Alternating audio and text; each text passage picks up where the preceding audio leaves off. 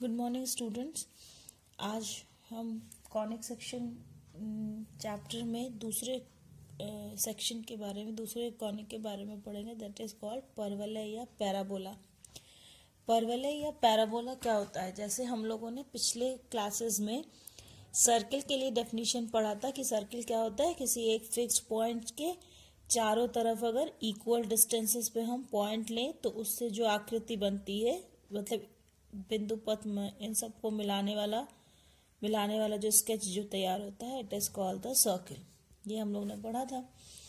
परवलय कैसा, देखो ये जब हम किसी कोण को काटते हैं तो हमें ये शेप मिलते हैं। सर्किल मिलता है, पैराबोला मिलता है, इलिप्स मिलता है। हमें जो सीखना है अपने क्लासेस में, वो शंकु परिच्छेद के जो चैप्टर है उसमें सीखना है कि ये जो शेप्स बनते हैं, भले वो सर्किल हो या पैराबोला हो या इलिप्स हो, हाँ, ये शेप किसी कोऑर्डिनेट सिस्टम में कैसे बनता है। ठीक है, तो सर्किल हम लोगों ने पिछले क्लासेस में सीखा कि सर्किल कैसे बनता है कि अगर हम किसी फिक्स्ड पॉइंट से इक्वल डिस्टेंसेस पर बिंदु लें और उन सभी बिंदुओं को मिला दें तो सर्किल बनता है। आज हम सीखेंगे कि पैराबोला कैसे बनता है। ठीक है किसी प्लेन पर, 2D प्लेन पे हम पैराबोला कैसे बना सकते हैं। इसके लिए हमें हम पहले फिक्स्ड लाइन लेते हैं। ठीक है, से this is L, this L is a fixed line, और एक बिंदु लेते हैं एस। ठीक, अब ऐसे सभी पॉइंट्स जिनकी इस बिंदु से और इस रेखा से दूरी हमेशा बराबर रहे। जब हम किसी रेखा से किसी बिंदु की दूरी कहते हैं, मतलब हम उसका परपेंडिकुलर डिस्टेंस कह रहे हैं। मतलब अगर यहाँ पे हम पॉइंट P लें और हम कहें कि P से थोड़ा और इधर लें तो और क्लियर होगा। ये पॉइंट P लें और हम ये कहें कि पॉइंट P की S से और इस लाइन L से दूरी बराबर है, तो कैसे दूरी लेंगे कि S को पॉइंट P से मिला देंगे तो ये दूरी हो गई S की P से दूरी, और P से लाइन की दूरी मतलब P से परपेंडिकुलर डालने पर लंब दूरी जो होती है, वही हमेशा बिंदु की लाइन से दूरी। अब लाइन पे तो कई सारे पॉइंट्स है ना, यहाँ मिला दो, यहाँ मिला दो, यहाँ कहीं भी मिला दो, तो वो P की दूरी नहीं हुई लाइन से। P से जो परपेंडिकुलर हम ड्रॉ करेंगे उसकी जो लेंथ होती है वो उस बिंदु से लाइन की रेखा की दूरी होती है। तो ये PS, मान लो ये अगर Z है पॉइंट, तो PS और PZ हमेशा बराबर हो। ऐसे बिंदुओं का जब हम बिंदु पथ लेते हैं तो वो कुछ इस तरह का बनता है। ठीक है, इसे हम कहते हैं पैराबोला या परवलय। परवलय में ये जो फिक्स्ड पॉइंट है, इस फिक्स्ड पॉइंट को हम कहते हैं नाभि या फोकस। ठीक है, और ये जो फिक्स्ड लाइन है, इस लाइन को हम कहते हैं नियता या डायरेक्ट्रिक्स।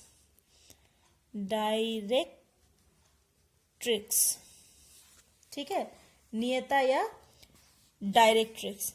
ठीक, इस फिक्स्ड लाइन को हम कहेंगे नियता और इस फिक्स्ड पॉइंट को हम कहेंगे नाभि। अब नाभि से होकर जाने वाली और नियता पर परपेंडिकुलर, ठीक है, जो लाइन होती है उसे हम कहते हैं परवलय का अक्ष। परवलय का अक्ष। ठीक है, और जिस बिंदु पर ये अक्ष परवलय को इंटरसेक्ट करता है उस बिंदु को हम कहते हैं शीर्ष या वर्टेक्स। समझ में आई बात? ठीक, अब अगर हम यहां से कोई भी लाइन खींचे जो इस पार से परवलय पर, अगर दो बिंदु हम कोई लें दो तरफ, और वो इस तरह से हो कि इस नाभि से होकर जाए, ठीक है, तो उसे हम यदि हम परवलय पर कोई भी दो पॉइंट लें, ठीक है, ये P है, यहाँ पे हम कोई पॉइंट लें Q, तो P और Q को मिलाने वाली जो रेखा होगी उसे हम जीवा कहेंगे, ठीक है, जीवा कहेंगे। और अगर ये जीवा नाभि से होकर जाए तो हम उसे, यदि जीवा मतलब आप लोगों ने वो पढ़ा होगा ना, कॉर्ड, जो उसमें क्या कहते हैं, सर्किल में, है ना, सर्किल में भी तो ऐसे होता है, सर्किल पे कोई किसी भी दो बिंदु को मिलाने वाली रेखा को हम जीवा कहते हैं। तो ऐसे ही परवलय के पे किसी भी दो बिंदुओं को मिलाने वाली रेखा को हम परवलय की जीवा कहते हैं। और यदि जीवा नाभि से होकर जाए, मतलब फोकस से होकर जाए, है ना, नाभि मतलब फोकस से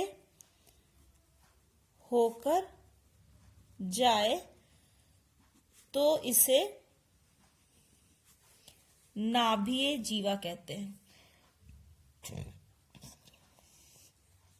नाभीय जीवा, ठीक है, नाभीय जीवा कहते हैं। अब अगर ये नाभीय जीवा जो है, जो जीवा नाभि से होकर जा रही है और परवलय के अक्ष पर लंब हो, मतलब इस तरह से नाभीय जीवा हो, ये सपोज करो L1 पॉइंट है, ये L2 पॉइंट है, तो ये जीवा नाभि से होकर जा रही है और एक अक्ष पर, जो इसका अक्ष है परवलय का, उस पर लंब है। हाँ, तो नाभि से होकर जाए, नाभि से होकर जाए और अक्ष पर परपेंडिकुलर हो, तो उसे हम कहते हैं, उसे नाभि लंब, या हिंदी इंग्लिश में उसे लेटस रेक्टम कहते हैं, ठीक है, नाभि लंब या लेटस रेक्टम कहते हैं, ठीक। तो परवलय क्या है कि अगर किसी फिक्स्ड लाइन, किसी स्थिर लाइन और स्थिर बिंदु से समान दूरी पर स्थित बिंदुओं का बिंदु पथ ले, तो उससे हमारे पास जो शेप बनता है, जो बिंदु पथ उसका होता है, उसे हम परवलय कहते हैं। इस फिक्स्ड लाइन को हम नियता या डायरेक्ट्रिक्स कहते हैं परवलय का, और स्थिर बिंदु को नाभि या फोकस कहते हैं, ठीक है। फोकस से होकर जाने वाली और डायरेक्ट्रिक्स पर लंब रेखा, मतलब फोकस से होकर जाए और डायरेक्ट्रिक्स पे, नियता पे लंब हो, तो उस रेखा को हम परवलय का अक्ष कहते हैं, ठीक। और जहां पर ये अक्ष परवलय को इंटरसेक्ट करती है, मतलब जहां से होकर जाती है, उस बिंदु को हम शीर्ष या वर्टेक्स कहते हैं। परवलय पर स्थित किसी भी दो बिंदु को मिलाने वाली जो रेखा होती है उसे हम परवलय की जीवा कहते हैं, ठीक। अगर ये जीवा नाभि से होकर जाए तो इसे नाभीय जीवा कहते हैं। और यदि कोई नाभीय जीवा अक्ष पर लंब हो, एक ही मिलेगी ऐसी, अक्ष पर लंब हो, तो उसे हम नाभिलंब कहते हैं, ठीक। अब इसका इक्वेशन कैसे निकालते हैं, हम एक स्टैंडर्ड फॉर्म लेते हैं।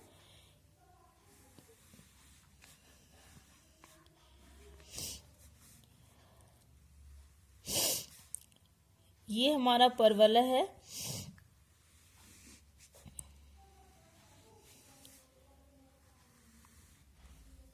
जिसका शीर्ष जो है, वर्टेक्स जो है, ये O पर है, और ये फिक्स्ड लाइन है, ये उसकी नियता है, ठीक है। यहाँ पे इसका फोकस है S। यहाँ पर हम कोई भी पॉइंट P लेते हैं, पॉइंट P जिसका कोऑर्डिनेट XY है। तो ये अगर परवलय बना रहा है, इसका मतलब क्या हुआ कि ये S से, P की S से दूरी, और यहाँ से हम परपेंडिकुलर ड्रॉ करें इस नियता पर, सपोज करो इसे हम लिखते हैं M, तो PS is equal to PM के होना चाहिए ना। तो अब ये पॉइंट अगर हम वर्टेक्स लें जो हमारा मूल बिंदु पर है, इसका कोऑर्डिनेट 0 0 है, तो ये मूल बिंदु ये वाला जो पॉइंट O होगा वो उसकी दूरी भी S से और इस नियता से बराबर होगी। मतलब अगर हम इस पॉइंट को Z लिखें तो जितनी दूरी O की Z से होगी उतनी ही दूरी O की S से भी होगी, है ना। अगर हम मान लें कि S का कोऑर्डिनेट A0 है, A क्या है, O से S की दूरी, और चूंकि ये X एक्सिस है तो Y कोऑर्डिनेट 0 हो गया। तो S का कोऑर्डिनेट अगर हम A0 मान लें तो परवलय की डेफिनेशन से क्या होगा, SO is equal to OZ के होना चाहिए। चूंकि ये परवलय है तो इस बिंदु O का S से जो दूरी होगी वही दूरी इस नियता से भी होगी, ठीक है। तो अगर हम इस नियता का समीकरण लिखना चाहें, ये एक स्ट्रेट लाइन है, जो स्ट्रेट लाइन y एक्सिस के पैरेलल होगी, क्योंकि ये y एक्सिस x एक्सिस पर परपेंडिकुलर होता है और ये लाइन भी x एक्सिस पे परपेंडिकुलर है। ये 90 डिग्री का एंगल बनाएगा, ये भी 90 डिग्री का एंगल बनाएगा, मतलब ये दोनों आपस में पैरेलल है। तो अगर ये डिस्टेंस a है तो इधर से ये डिस्टेंस भी a होगा। तो इसका क्या समीकरण हो जाएगा, y एक्सिस के पैरेलल इस लाइन का ZM का समीकरण क्या हो जाएगा, x इक्वल टू -a, जितनी दूरी इधर प्लस से होगी, यहाँ का कोऑर्डिनेट माइनस है, x equal to -a coordinate हो जाएगा इसका इक्वेशन, यानी x plus a is equal to 0। ये इस लाइन का परपेंडिकुलर का डिस्टेंस हो गया। हमने नाभि का निर्देशांक कितना लिया है, नाभि का निर्देशांक हमने A0 लिया है। अब चूंकि यह एक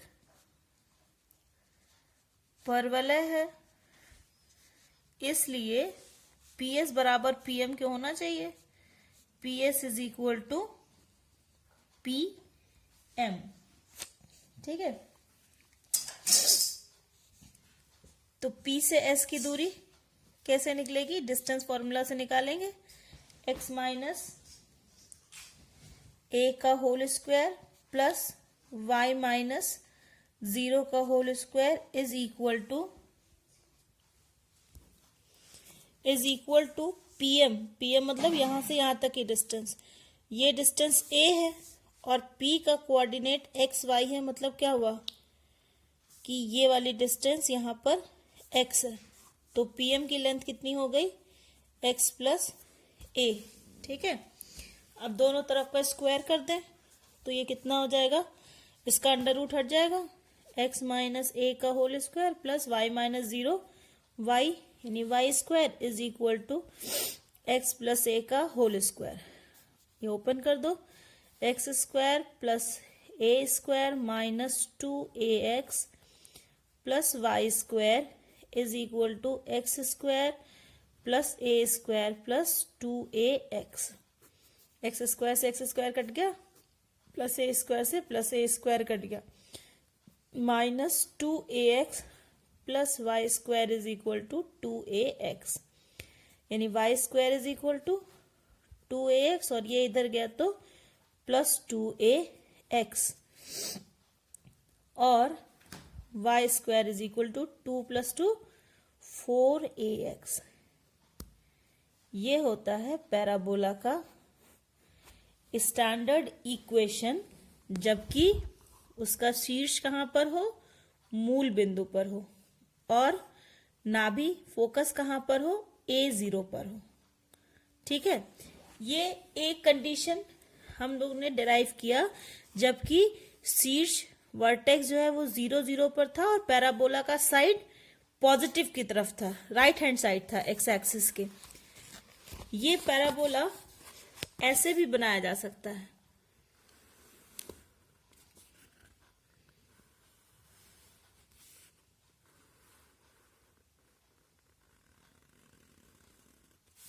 डायरेक्ट्रिक्स यहां हो जाएगा। ठीक है, इस कंडीशन में ये एस फोकस, इसका कोऑर्डिनेट -a0 और नियता का समीकरण x is equal to a यानी x minus a equal to 0। ठीक है, ये पॉजिटिव साइड में है, a है, और ये ओरिजिन है, ये x डैश y डैश। जैसे अभी हम लोगों ने डिराइव किया है फॉर्मूला, बिल्कुल ऐसे ही आप अगर चाहे तो डिराइव कर सकते हैं। इसका इक्वेशन आएगा y इक्वल टू -4ax। ठीक है, तो अगर y square is equal to 4ax है, मतलब पैराबोला वर्टेक्स जो है वो, शीर्ष जो है वो मूल बिंदु पर ही है, और ये किधर बनेगा, एक्स एक्सिस के नेगेटिव साइड में बनेगा। ठीक है, दो केसेस और हो सकते हैं पैराबोला के।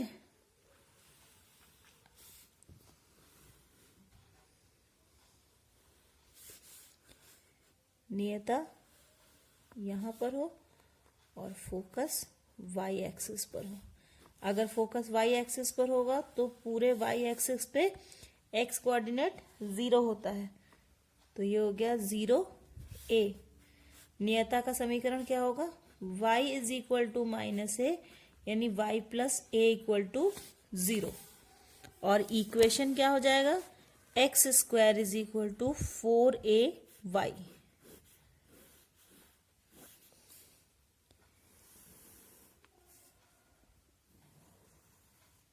अगर पैराबोला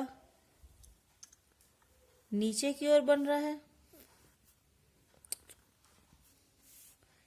यहां पे इसका फोकस है और डायरेक्ट्रिक्स इस तरफ है, तो फोकस का कोऑर्डिनेट 0 -a, डायरेक्ट्रिक्स का equation y is equal to a, it implies y minus a is equal to 0। ठीक है, डायरेक्ट्रिक्स का इक्वेशन हो गया, और पैराबोला का इक्वेशन क्या होगा, x square is equal to -4ay। ये 4 तरह के पैराबोला आपको पढ़ने हैं। ठीक है, एक्स एक्सिस के पॉजिटिव डायरेक्शन की ओर, एक्स एक्सिस के नेगेटिव डायरेक्शन की ओर ओपनिंग हो, वाई एक्सिस के पॉजिटिव डायरेक्शन की तरफ ओपनिंग हो, और वाई एक्सिस के नेगेटिव डायरेक्शन की ओर। ये आप इक्वेशन देखकर पता करेंगे। अगर अब मैं एक चार्ट बनाने जा रही हूं आपके लिए, इसमें हम चारों केसेस के लिए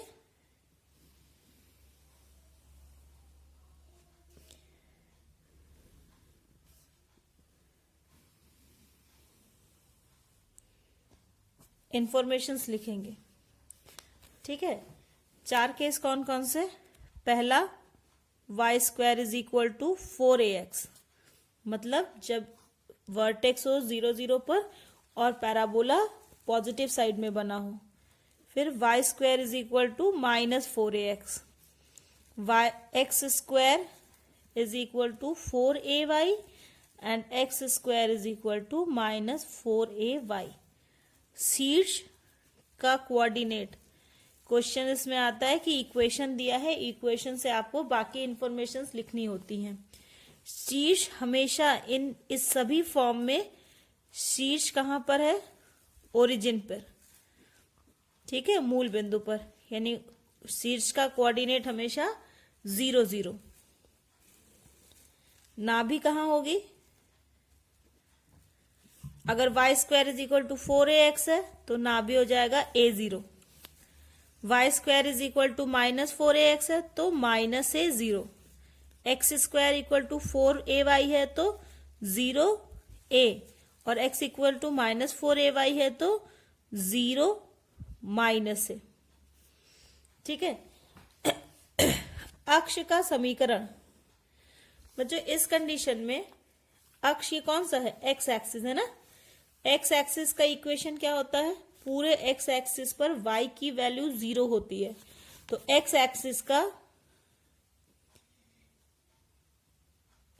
इक्वेशन मतलब x इक्वल टू 0, इस y इक्वल टू 4x के लिए परवलय का अक्ष क्या है, x एक्सिस है, तो अक्ष का समीकरण x equal to y is equal to 0, क्योंकि पूरे एक्स एक्सिस पर y की वैल्यू 0 होती है। इस वाली कंडीशन में भी जो परवलय का अक्ष है वो एक्स एक्सिस ही है, तो इस कंडीशन में भी अक्ष का समीकरण y इक्वल टू 0 हो जाएगा। लेकिन इस कंडीशन में, थर्ड वाली कंडीशन में, ये y एक्सिस है परवलय का अक्ष, पूरे y एक्सिस पर x की वैल्यू 0 होती है, तो इसका समीकरण हो गया x इक्वल टू 0, और इसका समीकरण भी हो गया x इक्वल टू 0। ठीक है। नियता का समीकरण, नियता का समीकरण क्या होगा? इस कंडीशन में हम लोगों ने देखा था x plus a is equal to 0 या x equal to minus a. यहां पे कितना आया था? x इक्वल टू ए या x minus a equal to 0। इसमें कितना आया था? y equal to minus a या y plus a equal to 0। और इस कंडीशन में y is equal to a या y minus a equal to 0। ठीक। नाभिलंब की लंबाई जो है,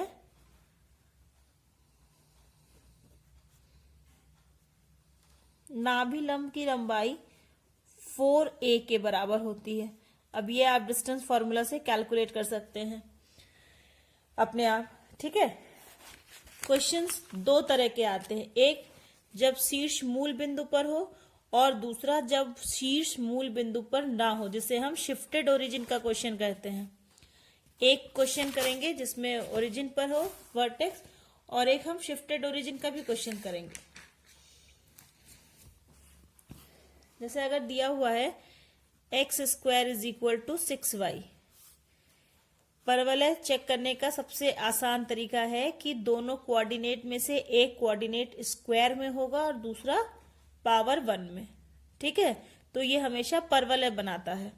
तो x square equal to 6y अगर दिया है, इस परवलय का शीर्ष निकालना है, नाभि निकालना है, अक्ष का समीकरण निकालना है, नियता का समीकरण निकालना है, नाभि लंब की लंबाई निकालनी है। ठीक है।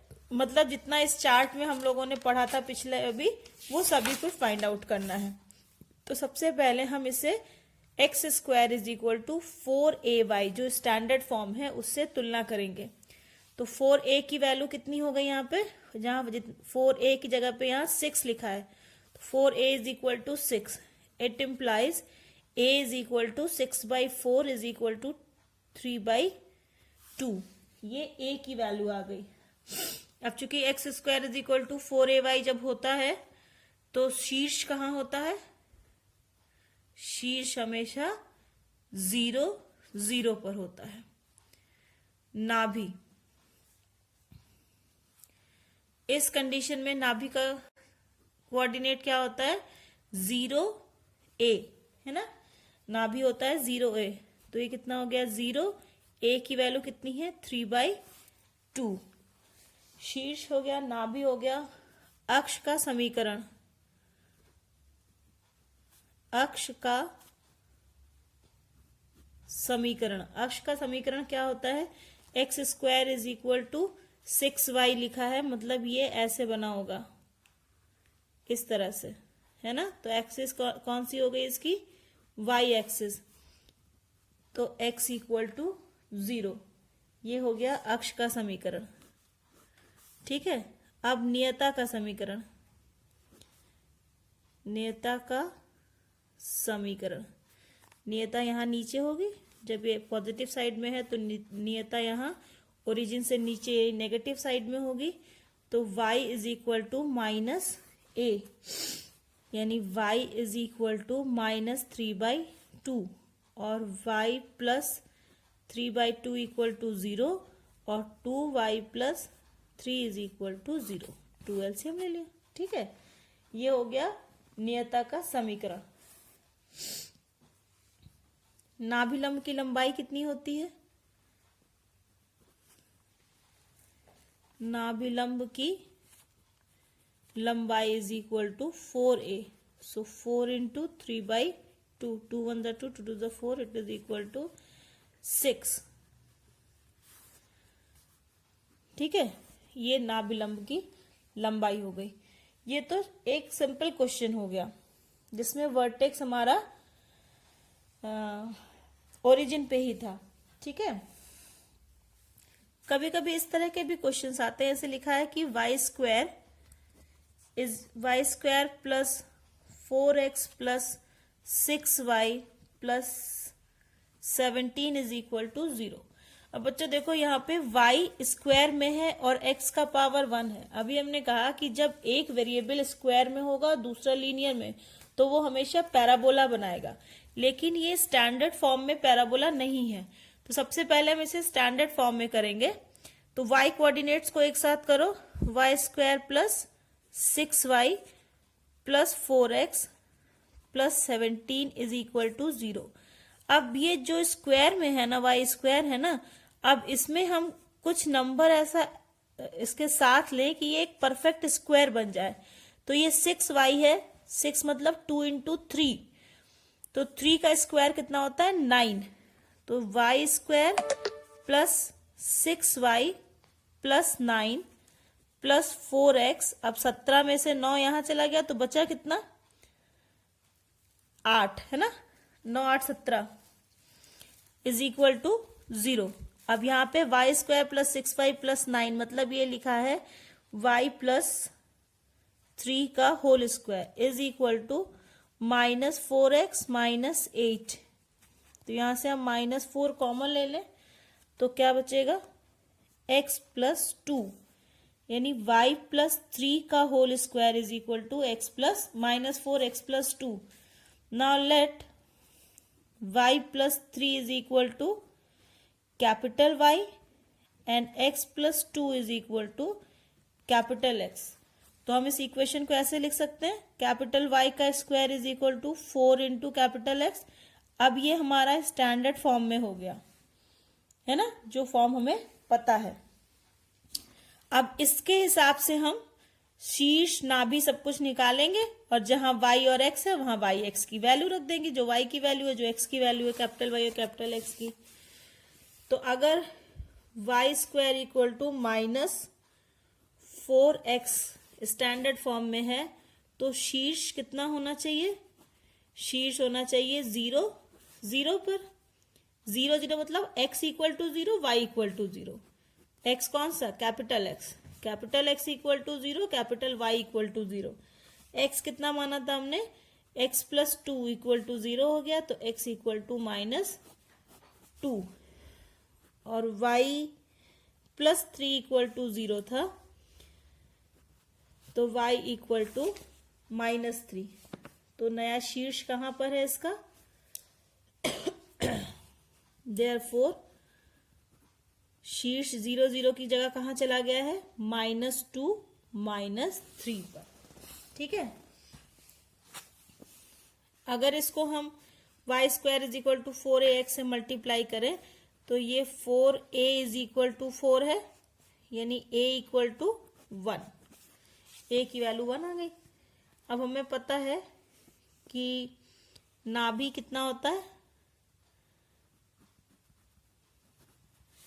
नाभि y square equal to 4ax में -a0 है ना, -a0 होता है। तो मतलब क्या हुआ कि x कोऑर्डिनेट -a के बराबर है और y कोऑर्डिनेट 0 के बराबर। x की वैल्यू रखो, x प्लस 2 इक्वल टू -1,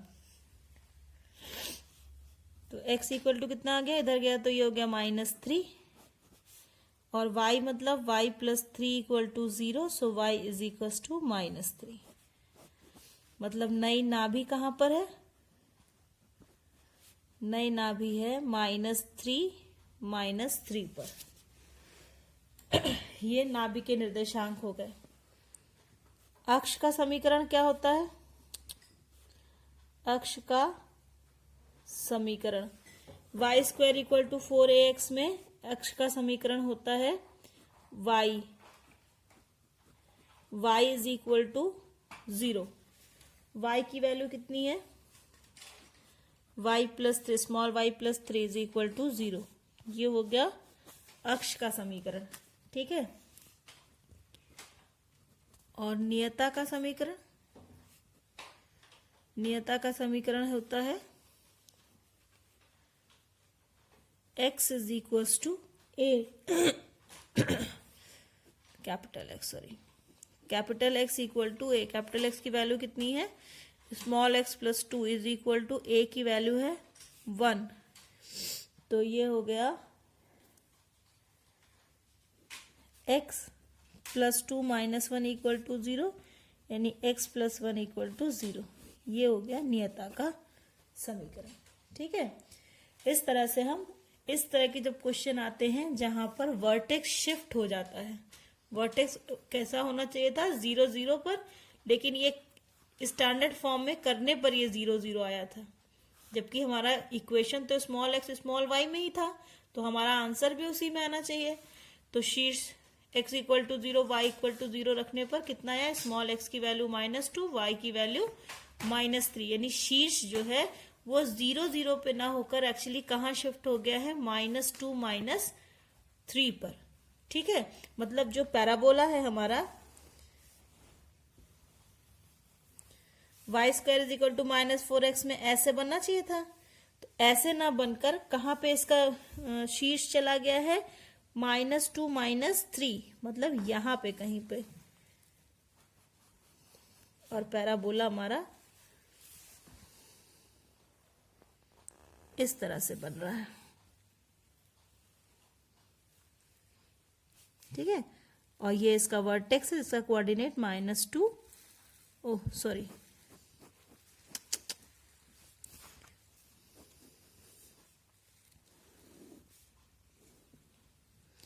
ये तो -2 + 3 होता है ना, -2 -3 यहां पर, मतलब हमारा पैराबोला इस जगह पर ना बनकर